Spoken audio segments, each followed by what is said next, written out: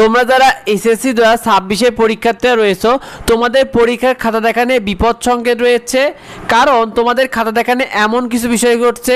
দেখো, খোলা মাঠে পড়েছিল তোমাদের এসএসসি পরীক্ষার 50টা খাতা। ভালো করে দেখে নাও যে তোমাদের 2026 সালে দিনাজপুর বোর্ডের 50টা খাতা কিনা খোলা মাঠে পড়েছিল, অর্থাৎ একদম মাঠের মধ্যে পড়েছিল।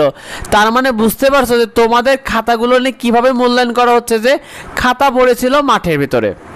আবার তোমাদের খাতাগুলো পরীক্ষক নয়, বরং তোমাদের এই খাতাগুলো দেখছে শিক্ষার্থীরা, অর্থাৎ অন্যান্য ছোট ক্লাস বা অন্য ক্লাসের শিক্ষার্থীরা তোমাদের খাতাগুলো বসে বসে দেখছে, যেটা শিক্ষক দেখছে না। আবার এমন তথ্য পাওয়া গিয়েছে যে তোমাদের এসএসসি পরীক্ষার খাতা দেখানে টিকটক করছে, কারণ ইতিমধ্যে টিকটকে অনেক ভিডিও কিন্তু তোমাদের এসএসসি পরীক্ষার খাতা নিয়ে করা হচ্ছে এবং 2026 সালের এসএসসি পরীক্ষা নিয়ে কিন্তু তারা এই টিকটক করছে। তো তোমাদের এসএসসি পরীক্ষার খাতা দেখা নিয়ে এক প্রকার অনিয়ম তৈরি হয়েছে।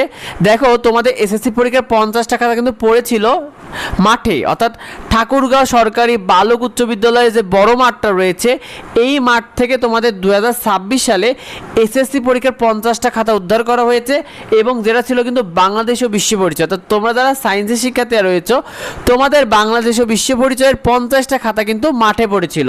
তার মানে বুঝতে পারো যে এই খাতাগুলো যদি বোর্ড থেকে খুঁজে না পেতো তাহলে কিন্তু ওই 50টা শিক্ষার্থীকে ফেল দেখানো হতো। কারণ বোর্ড যদি এই খাতাগুলো খুঁজে না পেতো তাহলে তাদের নাম্বারটা দেখাতো কোথায়, এই নাম্বার যদি না দেখাতে পারতো তাহলে কিন্তু ফেল দেখানো হতো।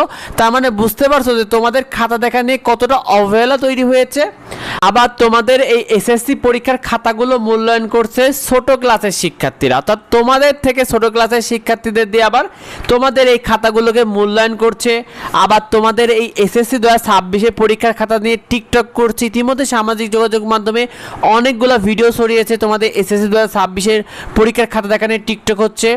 তোমাদের এসএসসি পরীক্ষার যে রেজাল্টটা, এটা কিন্তু তোমার জীবনের একটা বড় একটা অংশ। আর এটা নিয়ে যদি এভাবে হয়, তোমাদের খাতাগুলো যদি সঠিকভাবে মূল্যায়ন না করে, এই দায়ভারটা আসলে কে নেবে? যে তোমাদের খাতাগুলো যদি সঠিকভাবে মূল্যায়ন না হয়, তোমরা যদি তোমাদের কাঙ্ক্ষিত রেজাল্টগুলো না পাও, তাহলে এই দায়ভারকেই তোমাদের বোর্ড নেবে। বোর্ড তো এক এক সময় এক এক কথা বলে। তো তোমরা কি মনে করো এই বিষয়টা? অবশ্যই কমেন্টে আমাদেরকে জানিও। আর এই বিষয়টা বিশেষত ভিডিওটা বন্ধুদের শেয়ার করে দাও, তোমার বন্ধুরা এই বিষয় নিয়ে কথা বলতে পারে। কারণ এটা নিয়ে আসলে কথা বলা দরকার, কারণ তোমাদের নিয়ে কেন এত অবহেলা করছে এটা আসলে জানার দরকার। তো তোমরা এই বিষয়টা বেশি বেশি করে তোমার বন্ধুদের মধ্যে শেয়ার করে দাও, আর তোমরা এই বিষয় নিয়ে বেশি বেশি করে কমেন্ট করো। তো দেখা হয় পরবর্তী ভিডিওতে, পরবর্তী আপডেটে। ধন্যবাদ সবাইকে।